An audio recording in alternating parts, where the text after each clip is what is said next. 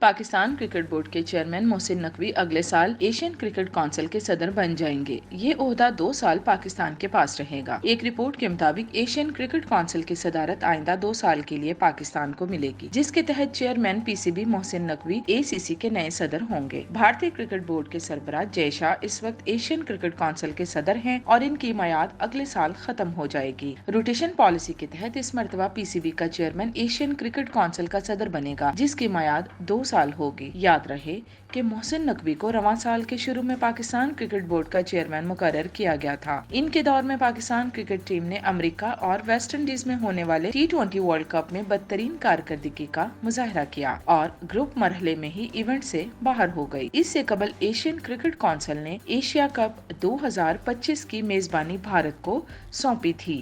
T20 format پر ہونے والے event کی میزبانی بھارت کو 34 سال کے بعد ملی ہے، جبکہ 2027 کے ایشیا کپ کی میزبانی بنگلہ دیش کرے گا۔